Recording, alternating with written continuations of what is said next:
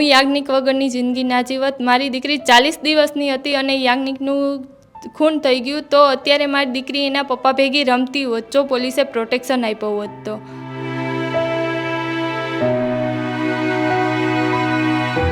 જેમને મોમેડિયન લોકો ધમકી આપે છે કે તમે આમની જોડે થશો તો તમારું પણ ખૂન કરી નાખશું, તમારા પણ હાથને પગ ભાંગી નાખશું, યાજ્ઞિકનું જેમ કર્યું તેમ જ. અત્યારે મારું નામ હેતલ છે. ધર્મ પરિવર્તન કર્યું પછી નામ પણ મારું ચેન્જ થઈ ગયું. હેતલ નામ છે અત્યારે.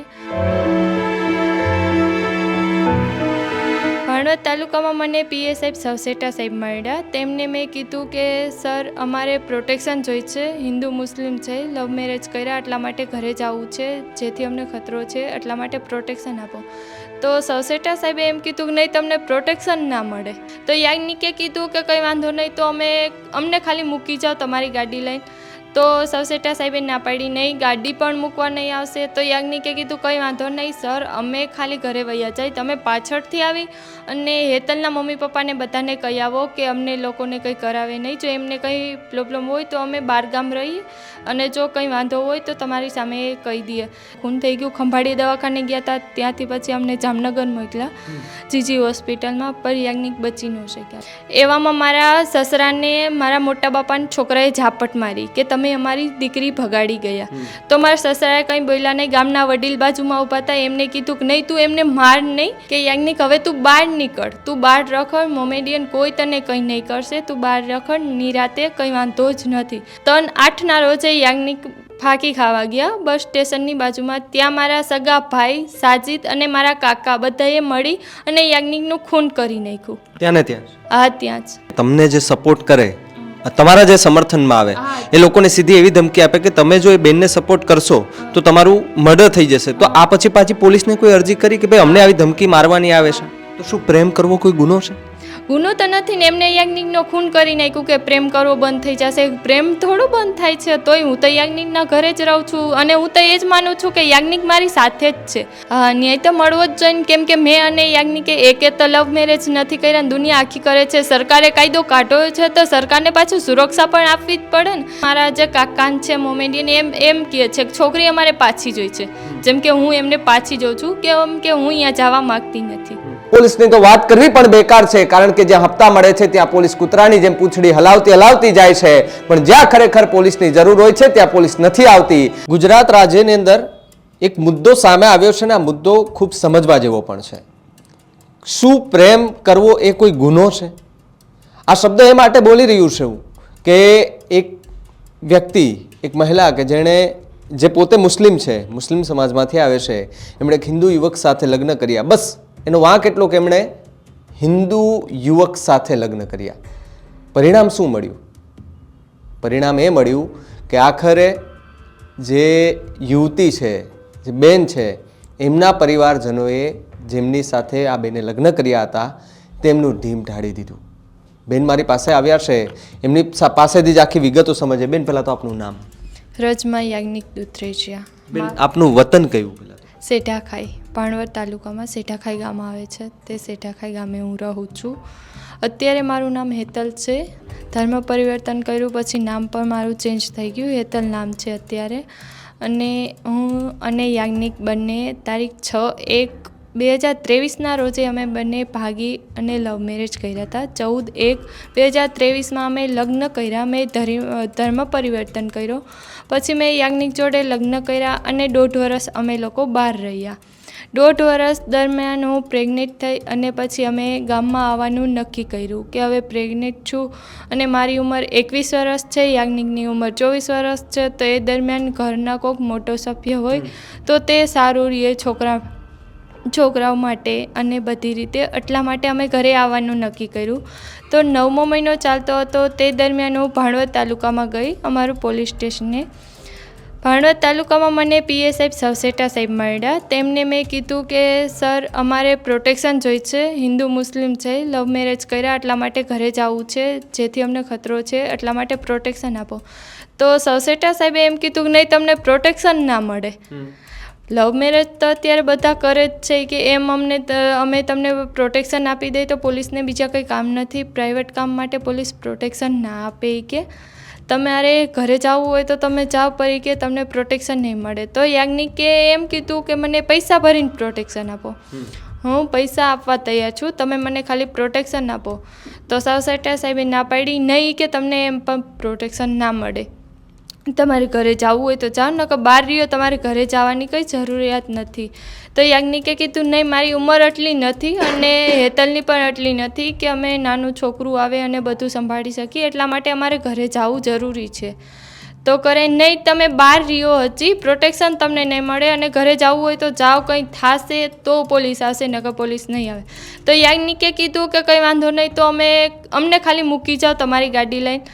તો સાવસેટા સાહેબે ના પાડી, નહીં ગાડી પણ મૂકવા નહીં આવશે. તો યાજ્ઞિકે કીધું કંઈ વાંધો નહીં સર, અમે ખાલી ઘરે વયા જાય, તમે પાછળથી આવી અને હેતલના મમ્મી પપ્પાને બધાને કહી આવો કે અમને લોકોને કંઈ કરાવે નહીં. જો એમને કંઈ પ્રોબ્લેમ હોય તો અમે બહારગામ રહીએ અને જો કંઈ વાંધો હોય તો તમારી સામે કહી દઈએ. તો સાવસેટા સાહેબે ના પાડી, નહીં પોલીસ એવો ઝઘડો કરાવવા શું કામ આવે, તમારે કંઈ થાય તો પોલીસને કહેજો. પછી બીજના જમાદાર જે હતા કેશુભાઈ મેડમ, એમને મળ્યા. તો એમને કીધું કે નહીં, પ્રોટેક્શન સાવસેટા સાહેબ નહીં આપશે, એટલા માટે તમે કે બહાર રહ્યો, બાળકનું જન્મ થાય પછી ગામમાં જજો. તો યાજ્ઞિકે કીધું કે નહીં, પોલીસ કહે છે તો આપણા સારા માટે કહે છે, એટલે બાળકનું જન્મ થઈ જશે પછી આપણે ગામમાં જશું. તો બીજના જમાદારે એમ કીધું કે નહીં, ગામની હું બધું જાણી લઉં, કોણ શું કરી શકે છે, હેતલના મમ્મી પપ્પાને બધાનું જાણીને પછી હું તમને કહીશ, પછી તમે જાજો. તો યાજ્ઞિકે એની વાત માની લીધી અને પછી યાજ્ઞિકને અમે બહાર વયા ગયા. બહાર ગામે રહેતા હતા, તે દરમિયાન 24/6 રોજ મારે દીકરીનો જન્મ થયો. તો ડાયરેક્ટ બીજના જમાદારને ફોન કર્યો કે સર આવી રીતના છે, દીકરીનો જન્મ થયો છે ને હવે ઘરે જવાનું છે. તો સરે કીધું કે હા કંઈ વાંધો નહીં, તમે ઘરે જાજો. 2 દિવસ પછી રજા થઈ. યાજ્ઞિકે કીધું કે સર હવે હું ઘરે જાઉં છું, કંઈ વાંધો નથી ને. તો કરે ના, તું જા, કંઈ વાંધો નથી, કંઈ થાય તો મને ફોન કરજે. પછી અમારા ગામમાં એક છોકરીએ સુસાઇડ કરી હતી. અમે ગામમાં ગયા પછી તે દરમિયાન પોલીસ 4 વખત અમારા ગામમાં આવી. ઘરે જાણવા ના આવ્યા કે યાજ્ઞિકને ને હેતલને લવ મેરેજ કર્યા, કંઈ પ્રોબ્લેમ છે કે નહીં. મેડમ સરને ફોન પણ કર્યો તો યાજ્ઞિકે, તોય પણ નહીં. એકવાર પૂછવા પણ ના આવ્યા કે નહીં, મારા મમ્મી પપ્પાને કહેવા ગયા કે તમે કંઈ કરજો નહીં, આ છોકરાઓને કંઈ વાંધો હોય તો એમને બહાર રહેવા મોકલી દે, કંઈ જ પોલીસે કર્યું નહીં.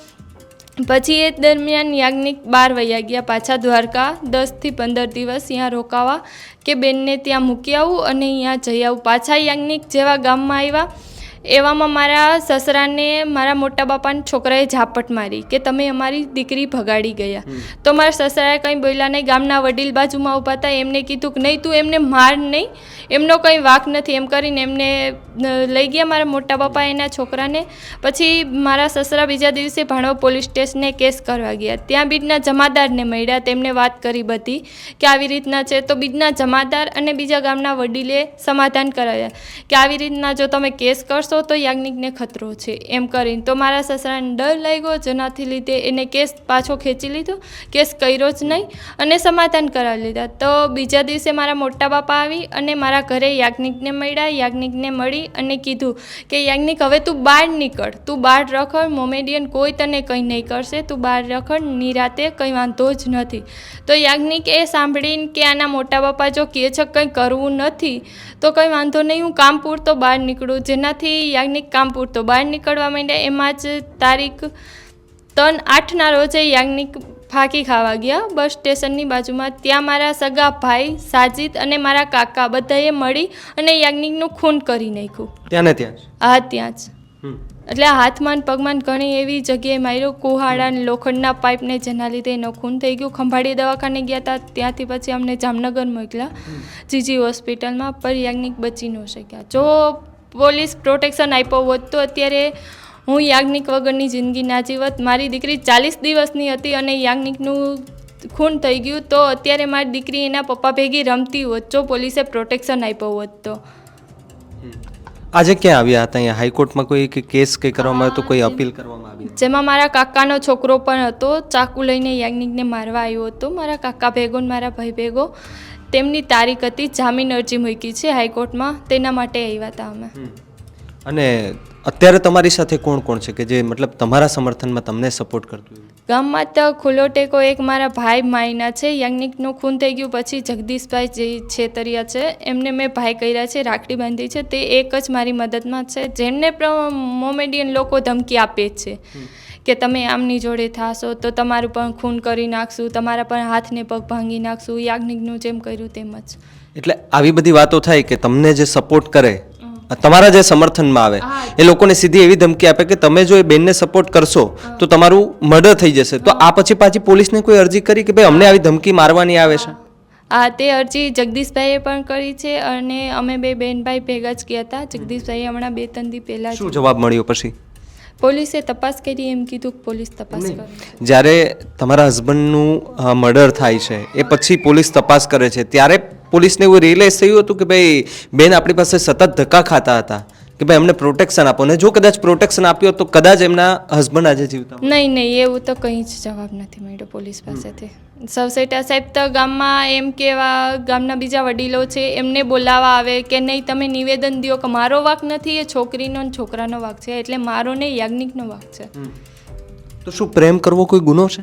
ગુનો તો નથી ને, એમને યાજ્ઞિકનો ખૂન કરી નાખ્યું કે પ્રેમ કરવો બંધ થઈ જશે. પ્રેમ થોડું બંધ થાય છે, તોય હું તો યાજ્ઞિકના ઘરે જ રહું છું અને હું તો એ જ માનું છું કે યાજ્ઞિક મારી સાથે જ છે. ભલે એ લોકોએ ખૂન કરી નાખ્યું પણ મનમાં ને મનમાં તમારે યાજ્ઞિક છે જ ને, જે કોઈ દિવસ મટવાના નથી. અને હું કોઈ દિવસ યાજ્ઞિકના ઘરેથી ક્યાંય જવાની નથી. હું તો ત્યાં જ રહું છું, મારા સાસુ સસરા ભેગી, અને મારી દીકરીને ત્યાં જ મોટી કરું છું અને હું ત્યાં જ રહેવાની છું. તમારા જ સગા ભાઈઓ કે જેમણે બરાબર તમારા જ સગા ભાઈઓ એમણે તમારા હસબન્ડની સાથે મારામારી કરીને જ્યારે હોસ્પિટલમાં સારવાર દરમિયાન એમનું મોત થાય છે, આ બધું જ થાય છે, પછી તમે પોલીસ ફરિયાદને બધું નોંધાવી, એની ઉપર કાયદાકીય જે પ્રક્રિયાને બધી જ થવાની હતી એ થઈ રહી છે. તમને લાગે છે કે ન્યાય મળશે ખરો? ન્યાય તો મળવો જ જોઈએ, કેમ કે મેં અને યાજ્ઞિકે એકે તો લવ મેરેજ નથી કર્યા, દુનિયા આખી કરે છે. સરકારે કાયદો કાઢ્યો છે તો સરકારને પાછું સુરક્ષા પણ આપવી જ પડે ને, કે નહીં લવ મેરેજ કર્યા છે, હિન્દુ મુસ્લિમ છે, તો આને પોલીસને એ વિચારવો પડે કે આ સરકારી કાયદો છે અને એના ઉપર જ ચાલે છે. હું કાયદાથી વિરુદ્ધ તો નહોતી ગઈ, તો સરકારને પણ મને પ્રોટેક્શન આપવું પડે ને, પણ તેમને ના આપ્યો, જેના લીધે યાજ્ઞિકનું ખૂન થઈ ગયું. પણ હવે તો સરકાર મને એટલો સહારો આપે ને કે મને ન્યાય મળે, યાજ્ઞિકને ન્યાય મળે. મારી 40 દિવસની દીકરી હતી અને બાપ વગરની થઈ, એમને પણ ન્યાય મળે.